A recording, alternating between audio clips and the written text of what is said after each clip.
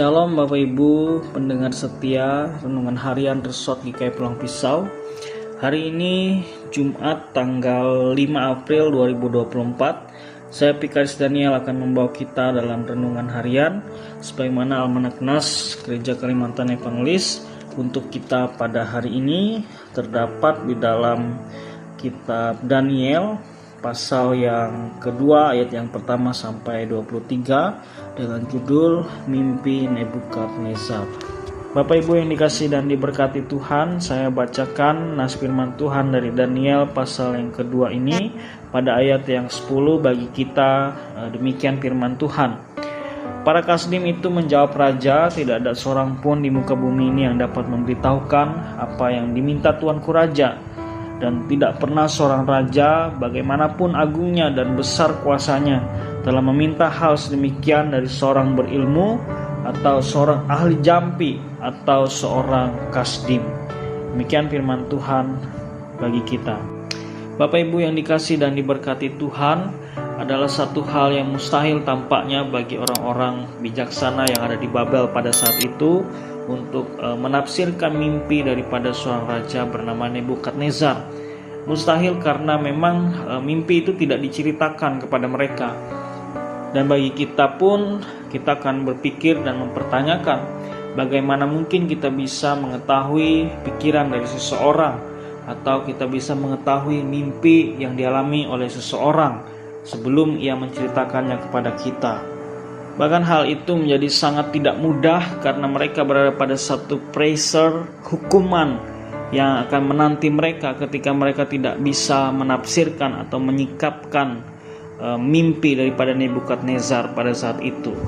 Nah, yang menariknya adalah dikatakan ada seorang pemuda sederhana bernama Daniel yang adalah bagian dari orang-orang bijaksana yang ada di Babel pada saat itu, yang satu-satunya mampu untuk menyingkapkan dan menafsirkan mimpi daripada Nebukadnezar dengan sangat jelas dan terperinci, yang kemudian kepadanya dianugerahkan satu jabatan atau promosi jabatan ke yang lebih tinggi, dipercayakan untuk hal-hal yang lebih luas lagi di istana raja pada saat itu.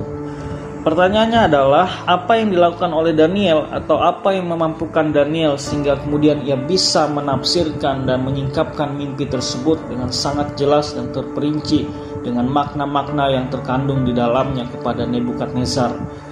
Pada ayat yang ke-18 dan 19 setidaknya memberikan kita informasi yang sangat luar biasa, bahwasanya Daniel tidak menggunakan kekuatannya sendiri sebagai manusia yang lemah, menggunakan keterampilan dan kepandaian yang amat terbatas itu, tapi ia justru memohon pertolongan kepada Tuhan, sehingga Tuhan memberikannya penglihatan untuk dapat menyingkapkan, menafsirkan dan menjelaskan makna penting melewati mimpi yang dialami oleh Nebukadnezar pada saat itu.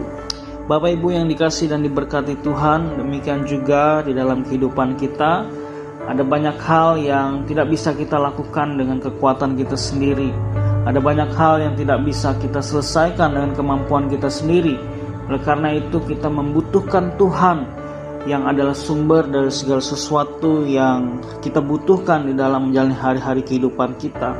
Kita membutuhkan hikmat Tuhan untuk menjadi guidance yang membimbing setiap langkah kehidupan kita, untuk menapaki hari demi hari kehidupan yang panah di tengah-tengah dunia ini. Di dalam Tuhan ada kekuatan, di dalam Tuhan ada hikmat kebijaksanaan, sehingga pressure seperti apapun yang menekan hidup kita, kita akan dimampukan untuk dapat menghadapi dan melewatinya. Masalah, pergumulan, dan hari-hari sulit seperti apapun boleh terjadi dan kita alami di dalam kehidupan kita. Tapi di dalam Dia, kita selalu memperoleh kekuatan dan kita dimenangkan. Terpujilah Tuhan. Amin. Bapak Ibu Saudara, saya mengajak kita untuk bersatu hati di dalam doa. Mari kita berdoa. Terima kasih Tuhan untuk firman yang boleh kami dengar saat ini. Biarlah firman itu boleh berakar dan kuat dalam hati kami dan mengalami proses pertumbuhan yang baik, serta sampai pada saatnya nanti menghasilkan buah berkat bagi setiap kami yang mengerjakan firman Tuhan ini di dalam hidupnya hari lepas hari. Dalam kesempatan saat ini kami mau berdoa untuk majelis jemaat dan juga jemaat Tuhan secara khusus yang ada di Jemaat GKE Pilang, Gereja Hosiana. Diberkatilah jemaat Tuhan yang ada di Pilang ini, majelis jemaat dengan seluruh tugas tanggung jawab pelayanan mereka, warga jemaat dalam keberadaan kehidupan mereka masing-masing. Kami menyerahkan setiap pergumulan, masalah, bahkan juga mungkin tantangan pelayanan yang boleh mereka hadapi pada saat ini. Biarlah kasih Kristuslah yang boleh terus menggerakkan mereka untuk dapat sehati sepikir, membangun persekutuan yang baik di tengah-tengah jemaat, dan di dalam setiap pelayanan yang boleh mereka lakukan, senantiasa mendatangkan sukacita dan berkat bagi seluruh jemaat Tuhan, mendatangkan kemajuan bagi jemaat yang ada di Pilang ini, terlebih menghadirkan kemuliaan bagi nama Tuhan.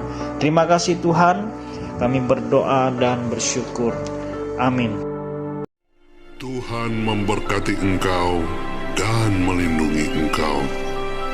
Tuhan menyinari engkau dengan wajah-Nya dan memberi engkau kasih karunia. Tuhan menghadapkan wajah-Nya kepadamu dan memberi engkau damai sejahtera.